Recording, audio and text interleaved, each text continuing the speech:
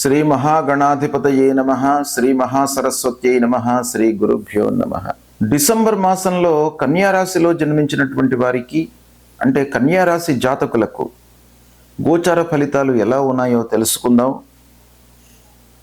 ఈ డిసెంబర్ మాసంలో 15వ తారీఖు వరకు సూర్యుడు అనుకూలంగా ఉన్నాడు. తదనంతరం చతుర్థంలోకి ప్రవేశిస్తున్నాడు. అర్ధాష్టమ స్థానం ప్రతికూలంగా ఉన్నాడు. మొదటి 15 రోజులు అనుకూలంగా ఉన్నాడు, తదనంతరం ప్రతికూలంగా ఉన్నాడు. కుజుడు ప్రారంభంలో అనుకూలం, తదనంతరం ప్రతికూలంగా ఉన్నాడు. బుధుడు 2, 3, 4 వారాలలో అనుకూలంగా ఉన్నాడు. గురువు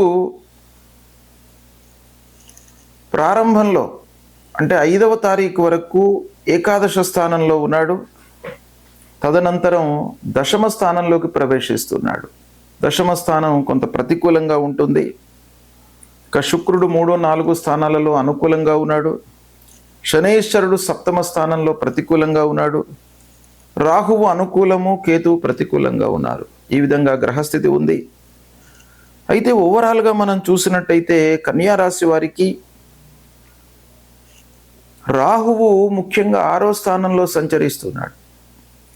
రాహువు యొక్క ఎఫెక్ట్ బాగా ఉంటుంది. గోచార రాహువు చాలా విషయాలపై, అంటే మనిషికి మానసికమైనటువంటి సంతృప్తిని, ఆలోచన విధానాన్ని, అనవసరమైనటువంటి ఇబ్బందులు రాకుండా ఆ రాహువు యొక్క సంచారము మనను కాపాడుతుంది, మంచి ఫలితాలను ఇస్తుంది. కనుక రాహువు యొక్క అనుకూలత ఉంది.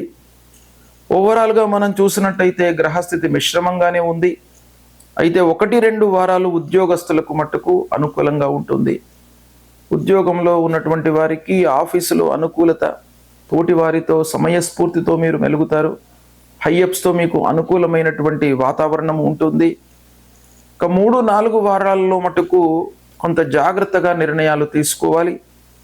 బంధువులు, ఆత్మీయులతో మనస్పర్ధలు వచ్చే అవకాశం ప్రస్ఫుటంగా కనబడుతుంది. ముఖ్యంగా మధ్యవర్తిత్వము చేయకూడదు. మధ్యవర్తిత్వం వహించడం మూలకంగా మీరు ఇబ్బందులను ఎదుర్కొంటారు. మామూలు ఇబ్బందులే కాకుండా ఆర్థికమైనటువంటి బర్డెన్ కూడాను మీ పైన ఇండైరెక్ట్గా పడేటువంటి అవకాశం బాగా కనబడుతుంది. కనుక మధ్యవర్తిత్వము, షూరిటీలు ఇవ్వడము, ఇలాంటి వాటికి దూరంగా ఉండండి. పెద్దల సలహాలను పాటిస్తారు. వారి యొక్క సూచనల మేరకు అన్ని నిర్ణయాలు తీసుకోవడము, తద్వారా కార్యసాఫల్యము, ప్రారంభించినటువంటి పనులలో కొంత అనుకూలం కూడాను గోచరిస్తుంది. రావాల్సినటువంటి డబ్బు చేతికి అందుతుంది. పిల్లల చదువు విషయంలో మీరు మంచి నిర్ణయాలను తీసుకుంటారు. అనుభవజ్ఞుల యొక్క సహాయ సహకారాలు తీసుకుంటారు. వాళ్ళ చదువు విషయమై ఏ సంస్థలలో చేర్పించాలి అనేటువంటి విషయంపై అందరితో మీరు చర్చించి ఒక మంచి మార్గదర్శనను పిల్లలకు మీరు కల్పిస్తారు. అలాంటి వాతావరణము ఈ మాసంలో కనబడుతుంది. ఇక వృత్తిలో, స్వయం వృత్తిలో ఉన్నటువంటి వారికి బాగా కలిసి వస్తుంది. వాళ్ళు ఆ వృత్తిలో రాణిస్తారు. ఉన్నత విద్యకై దూర ప్రయాణాలు చేపడతారు. విదేశీ ప్రయాణాలలో సక్సెస్ అవుతారు. ఆర్థికపరమైనటువంటి ఇబ్బంది ఒక పక్కన ఉన్నప్పటికీ పిల్లల చదువు విషయంలో చేసేటువంటి ప్రయత్నాలు, విదేశీ ప్రయత్నాలు, హయ్యర్ ఎడ్యుకేషన్ కొరకై అబ్రాడ్కి ఏదైతే పంపించాలనేటువంటి విషయంలో మీరు ప్రయత్నాలు చేస్తారో అవన్నీ కూడాను సక్సెస్ అవుతాయి. ఇక 1-2 వారాలలో వాహనము, భూమి కొనుగోలు చేసేటువంటి అవకాశం కనబడుతుంది.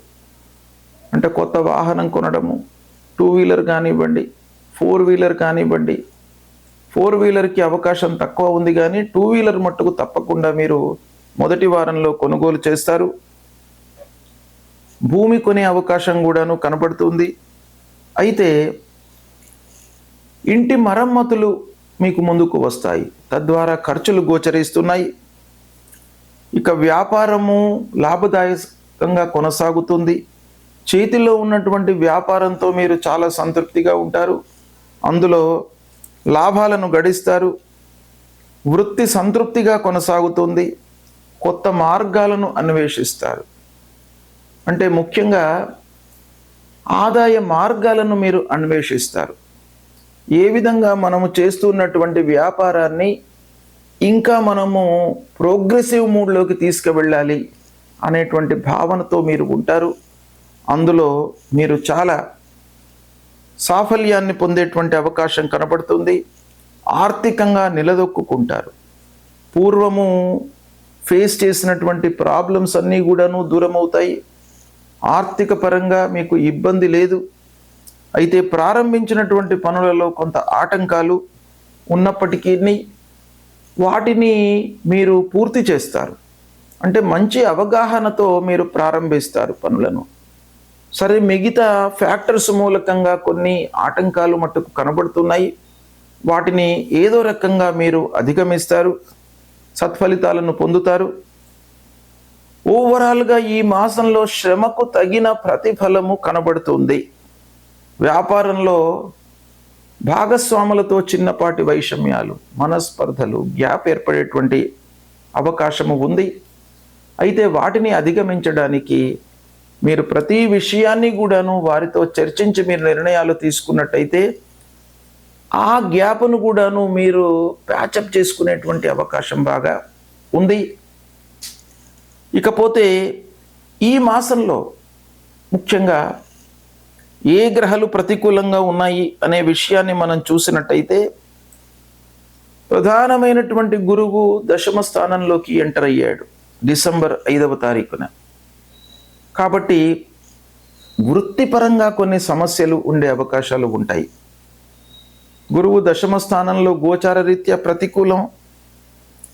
అయితే చతుర్థాధిపతి కన్యా రాశి వారికి కాబట్టి కొంత మీకు కలిసి వస్తున్నప్పటికీ ఏదో రకమైనటువంటి తాత్సర్యము ఉంటుంది గనక గురుప్రీత్యర్థమై మీరు దేవానాంచ ఋషీణాంచ గురుం కాంచన సన్నిభం వందనీయం త్రిలోకానాం తం నమామి బృహస్పతిం అనేటువంటి ఈ మూలమంత్రాన్ని ప్రతినిత్యం కూడాను మీరు జపించండి.